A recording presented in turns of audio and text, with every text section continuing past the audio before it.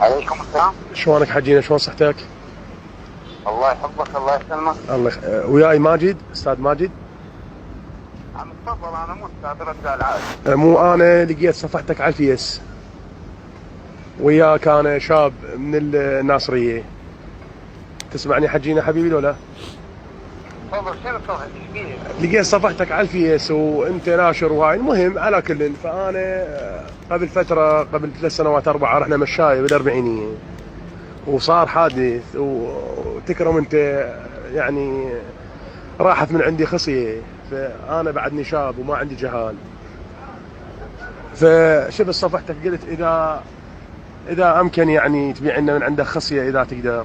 خصاوي مثلا صفحتي فيها يعني مثل اذا تقدر مثل بفلوس وتكسب ثواب هم واجر. انا رحت مشايه صار حادث وبعدني شاب صغير، وتدري اريد جهال ما عندي يعني بس بنيه، ويعني مشكله هاي. فاذا تقدر مثل حتى نجي ناخذ يعني التحاليل، نسوي لك تحاليل مختبر. تعطينا مجال افتهمنا. اذا مثل اذا تقدر.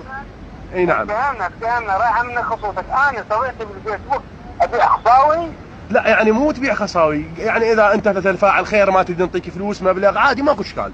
اذا تسوي ثواب مثلا، يعني تكسب لك ثواب، مثلا انا زائر رحت مشي وصار هذا الحادث تكسب ثواب. ها حجي؟ اي حجينا ما بيها شيء، يعني مو اكو انسان يبيع الكلمات. ادري هو انت ما تقول لي ابو عباس ايش عد، ما تقول لي ابو عباس عد تعرفه. حجينا مو اكو انسان يبيع القلب، مو اكو انسان يبيع الكلى. في هذا الريد يعطيك الرقم. مو لقيت صفحتك على الفيس حجي حبيبي، انت مو ناشر رقمك. صفحتي على الفيس، هنا صفحتي على الفيس منشور بها بيع خصاوي. لا مو تبيع بيها خصاوي. هسه ليش ما خابرت بنيه؟ ليش خبرت رجال؟ شايل خصاوي عند الرجال وعند البنيه. لا عند الرجال. اي عند الرجال، يعني انت عندك خصاوي. قلنا اذا انت مثلا عمرك كبير ناخذ من عندك وحده. على خصاوي، هو انا ايش عندي غير طرقات خصاوي؟ ما عندي شيء. حجي انت يا مواليد، حجينا انت يا مواليد. حجي انت يا مواليد.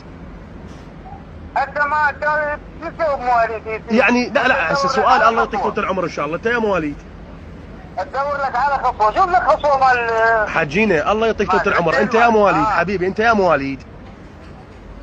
انت يا مواليد انا 64. بعد شو اسوي بالخصاوي؟ انتهت المكتة.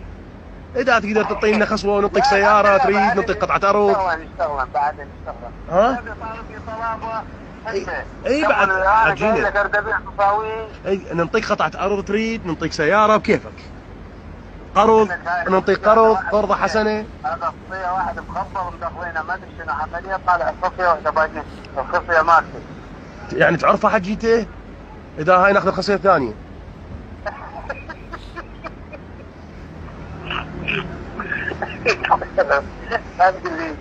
هذا الملعون اللي اعطاكم الرقم مالي والله دمر. والله حجي لقيت رقمك انا بالفيس وقلت خليني اتصل عليك، لان انا ادور هذول الناس القديمين دائما يصير عندهم خصيان زايده. شنو خصيان زايده؟ مطينهم خطوته، مطينهم 4 خصاوي. لا مو هذول جيل ال60 والخمسينات اكثرهم 90% يطلع عندهم 3 خصيات. قلنا ناخذ وحده تبقى عندك 2. ما عندي بس 2. انت فاحص حجي، خلينا باكر نوديك للفحص نفحصك. ها؟ نفحصك باكر نوديك للفحص ونشوف عندك 3 ولا 2. اذا 3 خلينا ناخذ وحده نعطيك سياره تاكسي سايبه مثلا. اقول لك انت هذا، اقول لك الخصيه ما تنعكس، خش خصيه.